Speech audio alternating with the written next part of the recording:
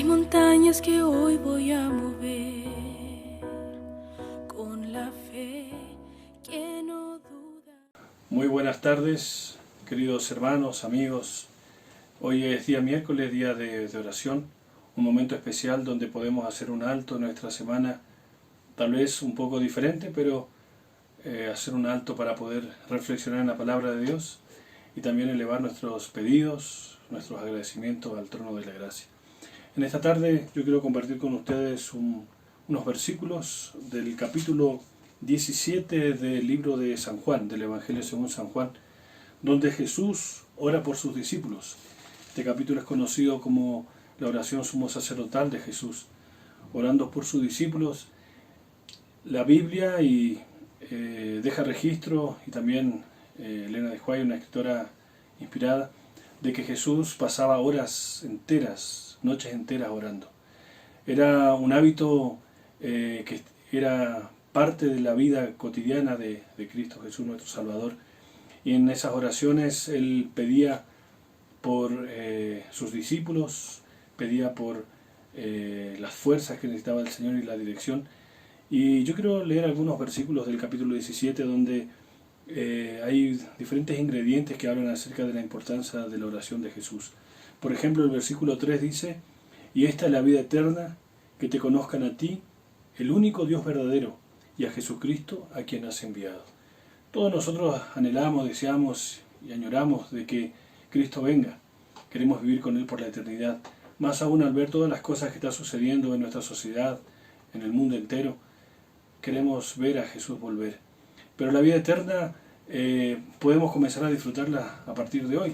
Es por eso que Jesús dice que la vida eterna consiste en conocer al único Dios verdadero y a Jesucristo. Al aceptar a Jesús como nuestro Salvador personal, nosotros comenzamos a experimentar esta nueva vida, la que se proyectará hacia el cielo, hacia la eternidad. Versículo 8. Porque las palabras que me diste les he dado, y ellos las recibieron, y han conocido verdaderamente que salí de ti, y han creído que tú me enviaste. En la oración también Jesús hace alusión a la importancia de las palabras. Es interesante que cuando analizamos y comprendemos la Biblia y el origen de todo, el libro de Génesis dice que todo fue creado por la palabra de Dios. Esta palabra también, que fue dada por el Padre a Jesús, dice que Él la compartió con sus discípulos. La importancia de las palabras del Señor, de la Biblia, de la palabra de Dios. En el Génesis habla de la palabra audible, lo que Dios dijo. Y nosotros hoy en nuestras manos tenemos la palabra escrita, que tiene el mismo poder. Así como Dios creó de la nada todo lo que existe con poder, y Él hablaba y las cosas surgían, este libro, el que es la palabra de Dios, tiene el mismo poder de hacer nueva todas las cosas. Versículo 14, y hace alusión otra vez a la palabra. Yo les he dado tu palabra, y el mundo los aborreció, porque no son del mundo, como tampoco yo soy del mundo. Y miren lo que dice el versículo 17. Santifícalos en tu verdad, tu palabra es verdad. La palabra santificar no significa sin pecado. La palabra santificar significa apartado, separado para algo especial. Santifícalos a través de ¿qué? De tu palabra. Es la palabra de Dios la que nos separa del pecado, la que nos separa de la desgracia, la que nos da en estos momentos de incertidumbre, de dolor, palabras de esperanza, de consuelo, de seguridad. Y dice, tu palabra es verdad. La palabra de Dios, la Biblia, es 100% verdad. Dios no miente, Dios dice la verdad y su palabra es verdad. Y en relación a su palabra, yo quiero también llevarlos al capítulo 2 de Primera de Tesalonicenses, el versículo 13.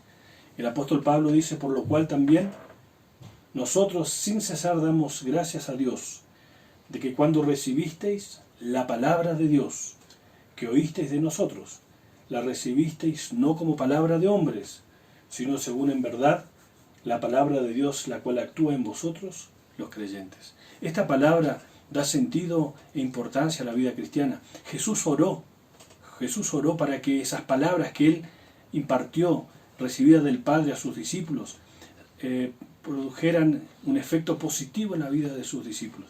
Y aquí el apóstol Pablo está hablando acerca de esa palabra que se predicaba, esa palabra que se aceptó, no como algo de los seres humanos, sino palabra de Dios. Y termina diciendo el versículo, en la cual actúa en vosotros los creyentes. La palabra de Dios es viva y actúa en el corazón de sus hijos. Y 2 Timoteo capítulo 3, versículos 16 y 17, un versículo muy conocido por nosotros, dice, toda la escritura es inspirada por Dios. Toda la palabra es de Dios, fue inspirada por Él.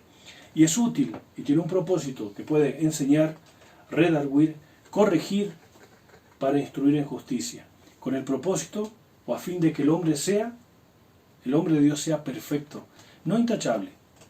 Perfecto en la Biblia significa maduro.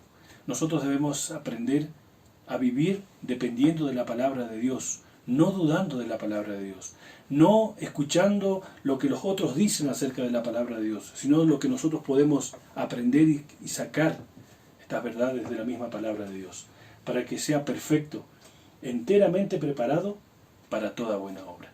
Ese conocimiento que recibimos del cielo a través de su palabra tiene el propósito de ponerlo en práctica.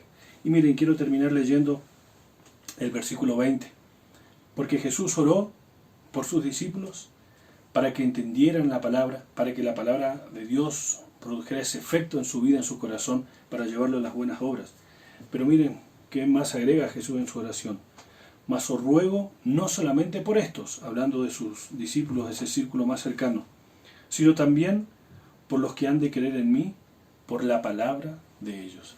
Y aquí, querido amigo, querido hermano, Jesús también oró por ti y oró por mí.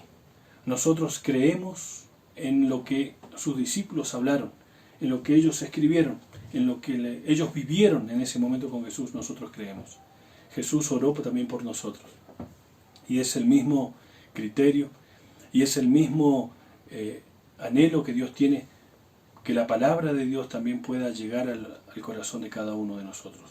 Como les decía, hoy es día de oración, hoy es día de reflexión, y hoy es día de también, a través de su palabra, escuchar la voz de Dios y así llevarlo ante el trono de la gracia para que el Señor pueda obrar en nuestros corazones y su palabra pueda ser viva y eficaz, que nosotros podamos vivir dependiendo de la palabra de Dios.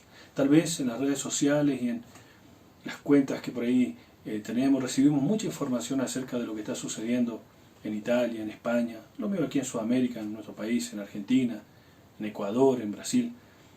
Y todas son palabras que dan un poco de temor y de angustia. Pero la palabra de Dios, en medio de estos momentos de dificultad, siendo precavidos y teniendo en cuenta lo que tenemos que hacer, podemos confiar en su palabra de que el Señor promete no separarnos. Hay montañas que hoy voy a mover con la fe que no duda de